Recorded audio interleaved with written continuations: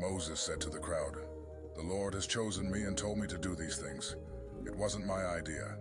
And here's how you will know. If these men die a natural death, it means the Lord hasn't chosen me. But suppose the Lord does something that has never been done before. For example, what if a huge crack appears in the ground, and these men and their families fall into it and are buried alive, together with everything they own? Then you will know they have turned their backs on the Lord." As soon as Moses said this, the ground under the men opened up and swallowed them alive, together with their families and everything they owned. Then the ground closed back up, and they were gone. The rest of the Israelites heard their screams, so they ran off, shouting, "We don't want that to happen to us." Suddenly the Lord sent a fire that burned up the 250 men who had offered incense to him.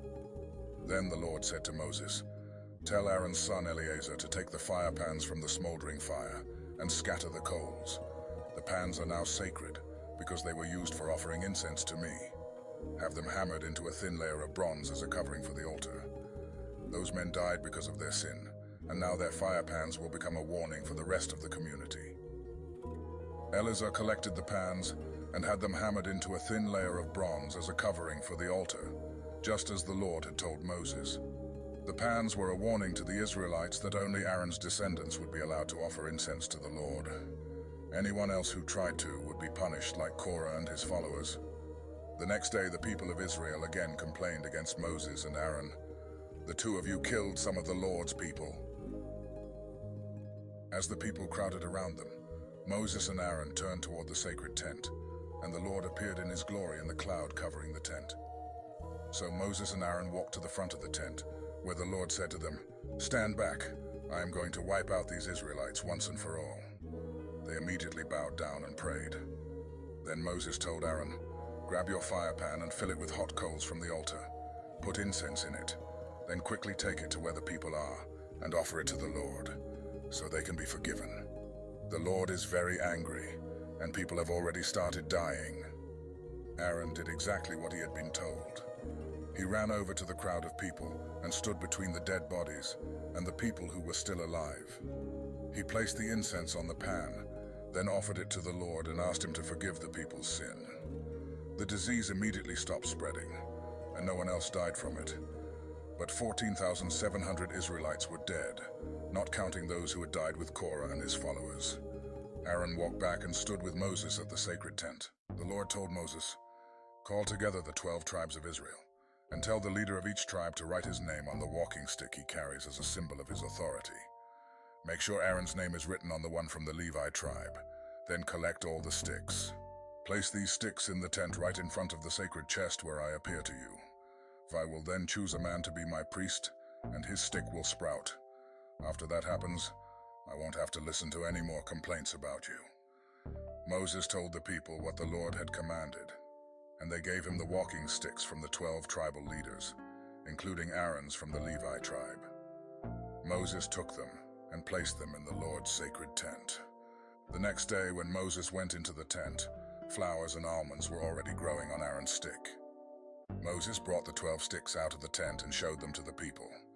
Each of the leaders found his own and took it. But the Lord told Moses, "Put Aaron's stick back. Let it stay near the sacred chest as a warning to anyone who might think of rebelling.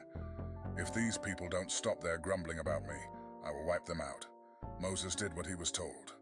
The Israelites cried out to Moses, "We're done for and doomed if we even go near the sacred tent."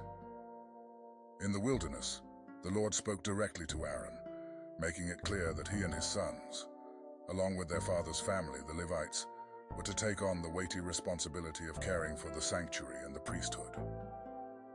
This duty was not just a privilege, but a solemn charge, as any mistakes or breaches of the sacred duties would result in severe consequences.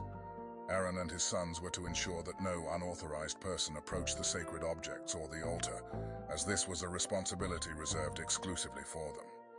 The Levites, who were given to assist Aaron and his sons, were to help with the work of the tent of meeting, but were not allowed to come near the most holy things. The Lord emphasized that the priesthood was a precious gift to Aaron and his descendants, a covenant of service that required dedication and respect. The Lord also provided for the needs of the priests and Levites.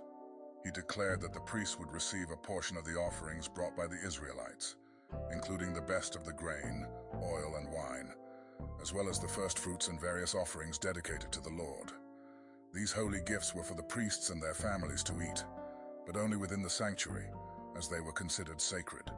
For the Levites, who were not given a land inheritance like the other tribes, the Lord assigned the tithes brought by the Israelites as their inheritance in return for their service at the tent of meeting.